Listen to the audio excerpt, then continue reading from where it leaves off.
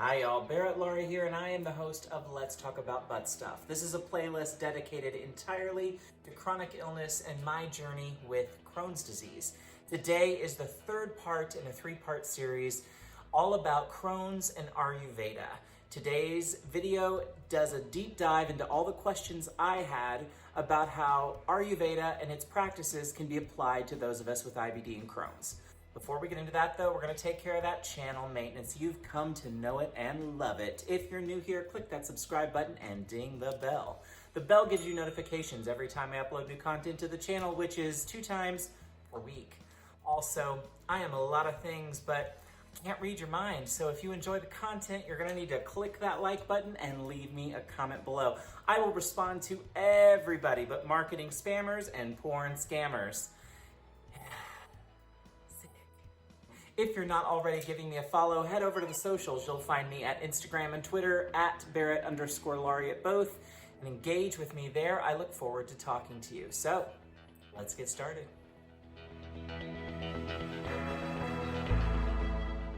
So for people with Crohn's, for example, so for me, I was diagnosed really late. Like most people are diagnosed in that now, younger and younger kids, for example. Do you know how long you've had it at all? Like when I look back on it now, I wonder if I haven't struggled for the last probably 10 years. When you and I met, so I did a video, I don't know if you saw it, where I kind of make fun of the things that people ask me about Crohn's. Yeah. And I put some pictures of me in there when I've been at my thinnest. Most of those were around the time I met you. And I remember saying, I never saw you like that. But you did. But you did. You did. I probably gained 40 pounds at that point from those pictures, which is my thinnest. But probably around the 2010, 2011 time. No, I was way too tall for that weight. But at the time I was traveling all the time. I was living in airports. I was working a lot where I wasn't eating properly with some of it. And then looking back, I recognized that I was just basically working through pain with drugs and alcohol. Yeah.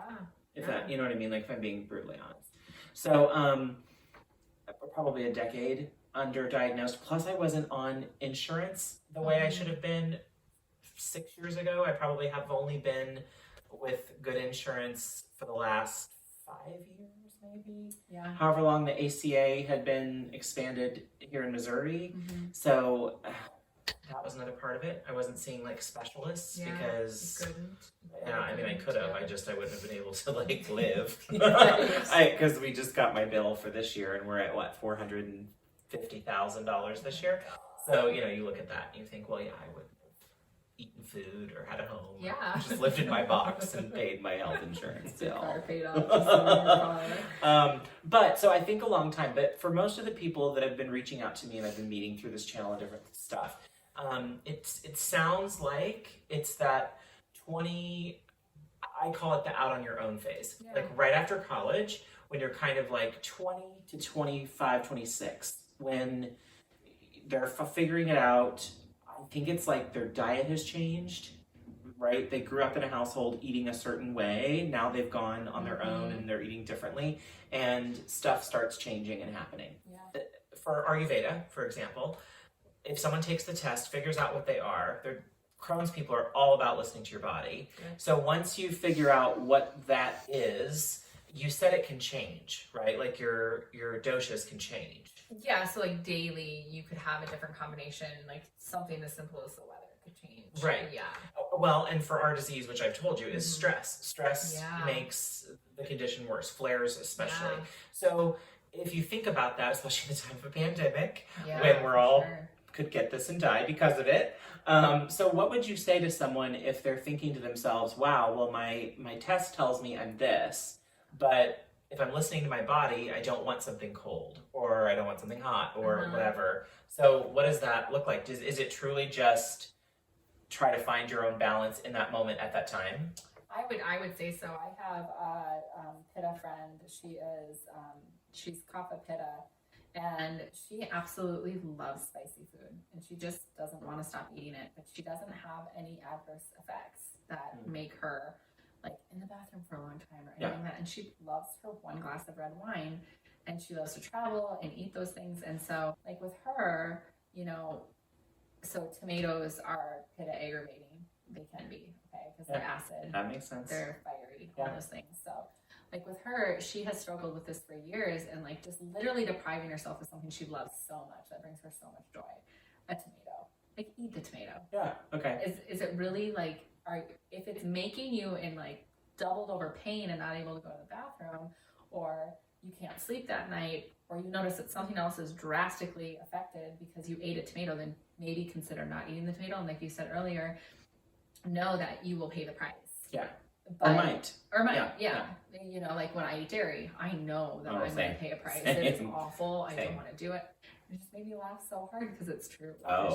Same. So it's that same thing of, you know, seeing how it works in your body. And I mean, if you're eating really well most of the time and then you have a celebration, is the celebration really going to, like, you know, is it going to... Is it going to really hurt Throw you? In a flare, or is it going to make you really happy and joyful? Because another thing in Ayurveda is life is joy. That's one thing that they say in Ayurveda is like life should be lived joyfully. Yeah. You know, I wouldn't say completely deprive yourself of something. I would say pay attention to how it makes you feel. Look at things in your body. Like, does it make you, you know, excessively thirsty? Does it make you not able to go to the bathroom? Are you extremely hot?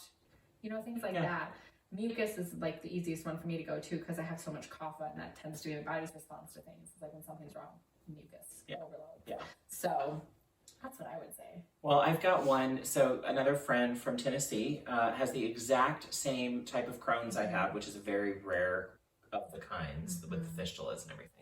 And her name is Kayla, I'll just say that. But she's on the channel a lot, and I was horrified when she told me about her experience with the nutritionist. Watched that episode or whatever. I was so angry. Pop-Tarts. I was so angry. Ayurveda wants like all really good whole foods, everything like that. Just so you know, I didn't say that earlier, but I kind of assumed it was applied. But like, well, let's just lay it out there. Just good whole foods, vegetables. Like, eat your vegetables. If you don't like your vegetables, you're not spicing them right. Yeah, well, let's talk about spices because you are the spice queen. So, what are your top 5 spices that you would live without? So, I know one: turmeric, that orange brain. Turmeric, ginger, garlic, cumin, and coriander.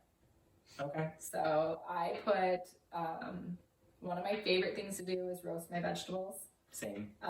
So the oil of your choice. I tend to do olive oil or ghee. Those are the 2 that I use for everything. And I put olive oil on the vegetable that I want, and then turmeric, ginger, and garlic are like my go-to spices for my vegetables, and it tastes amazing. One, turmeric is anti-inflammatory. Ginger has all of the wonderful things to help you digest your food. So does garlic. Both of them also include all of the tastes: the sweet, sour, salty, astringent. Both ginger and garlic have all of those. I think there's 6 tastes. One thing with turmeric, if you use too much of it, it's going to make your food bitter.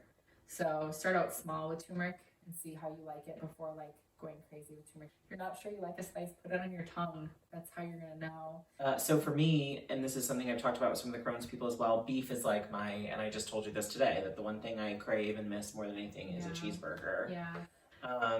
So meats and Ayurveda. So meats and Ayurveda, the only dosha that is recommended to eat meat is Vata.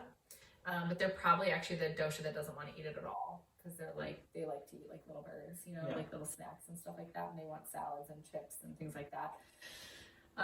Sweet and sour is like their favorite. Like sweet and salty is like their favorite.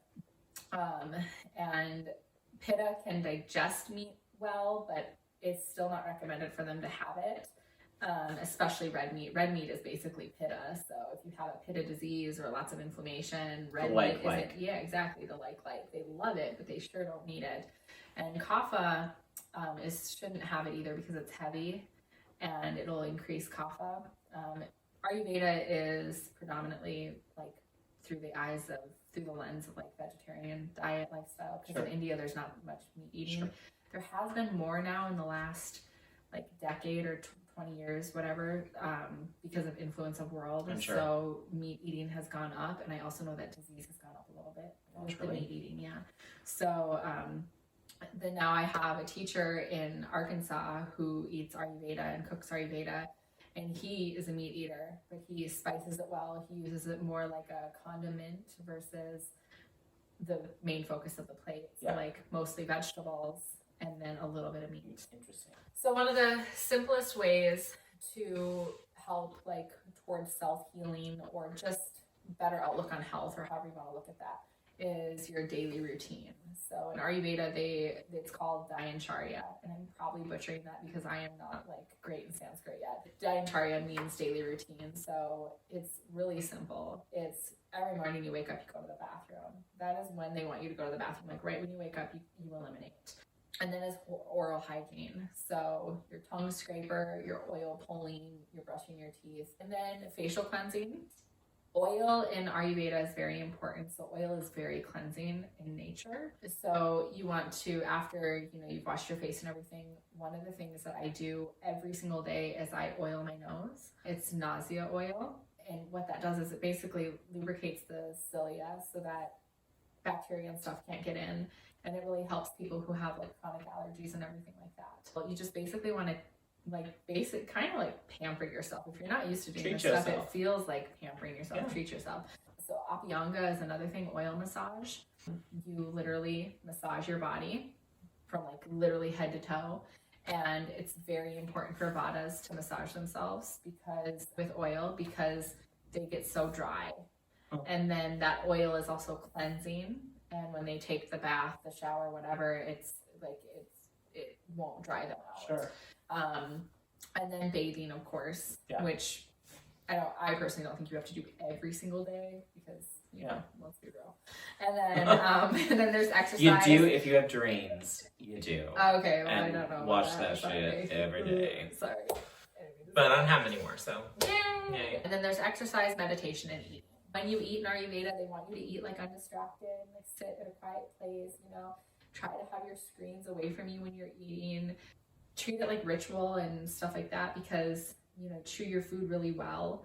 Also, they want you to chew your liquids and drink your solids. Does that make sense? Like chew when you're having your smoothie, chew to like activate the digestive juices. Yeah. And chew your solid foods to almost the point of liquid because mastication is very important for all of everything to work properly and get it out after you've absorbed all the nutrients. So that's the basic. So talk to me about, we touched a little bit on meditation, how you build up to that. Mm-hmm. Exercise, I'm sure, yoga. Yeah, yoga, walking is like one of the best things that you can do. You can absolutely exercise like in the gym or whatever you want, but like hiking in nature, things like that. Just getting outside, really. So in winter when you can't, what would you tell people to do? I love winter hikes so much. So do you really? Yes, I do. I would never get him out on a trail come December. So pretty. But I would suggest like go somewhere that you're comfortable walking. Yoga for sure though. Just get on your mat and move your body. You don't even need a mat, by the way. You could just do it on the floor. So just move your body. Okay. Yeah. What would you say to someone who watches this and says, I want to learn more about Ayurveda, but I'm in the UK. I'm in Nashville, Tennessee. So Ayurveda is becoming more popular every day. And the internet's a great source. There's a lot of really simple applications of it. I know that there is that person that I talked about earlier, Sahara Rose. She does have a book. I'm not a fan of the title because I just think it's a little harsh, but I think it's called like Ayurveda for Idiots or something like that, or Idiot's Guide to Ayurveda. Very simply put, so simple. And then I know as the title implies, there's a few podcasts on Ayurveda as well. And then, social media, there's some stuff on Ayurveda as well. So that's what I would say. Maybe if you do yoga and you have access to a studio, check out your studio because it is the sister science to yoga. So you might have a link there to where you can actually have like a real conversation with someone. Wonderful. Okay, what else did I not touch on that you wanted to accomplish? I think that we talked about it all. I can't really think about anything. It's like the good old days, except we don't have booze. I know, right? Have fun with it. It's really fun when you start adding spices to your foods if you're not already eating spices. It really is. Yeah. And don't be scared to use them. I got into roasting vegetables from you 100 years ago when I lived in the loft on Wash Ave with awesome. Voldemort. Yeah. But that's when I started. I'm reading it. Yeah, so that's when I started roasting vegetables and spicing vegetables and stuff. I hadn't touched a sweet potato except for Thanksgiving and I don't know how long until. Sweet potatoes. But yeah, spices and just put them on everything. Put them on your everything. Yeah. You should put turmeric in your smoothies if you're not. I do. Turmeric root or powder? Powder. So doesn't matter either way. I was curious. And actually, I have a stuff that my mom bought that's ridiculously expensive. It's a turmeric. Good Stuff. Right on. So okay, well, thank you, Kateland. Kateland. Yep. So you're the only one I've ever met with the Kateland. But I will put all of her information in the description below and ways to. Do you want to be contacted? Sure. Yeah. Ways to contact you. Jane's house, where you're on their website. Yeah, Jane's house has some really cool things on it. There's other classes. We have a bunch of healers there. Cool. So yeah. Like Reiki and whatnot? Reiki, aromatherapy, reflexology, everything like that. And we definitely honor the COVID. So like in the building, you have to have your mask on, everything like that. So Love it. and then we have a whole online. So all the classes that are taught in studio are also offered online. So Awesome. Okay, wonderful. Well, thank you so much for doing this. We've been talking about it for I know, quite a bit, but you got busy. Yeah, we did. Had a baby. That's beyond adorable. Yay, we did it. Too tired to go out and touch it. True.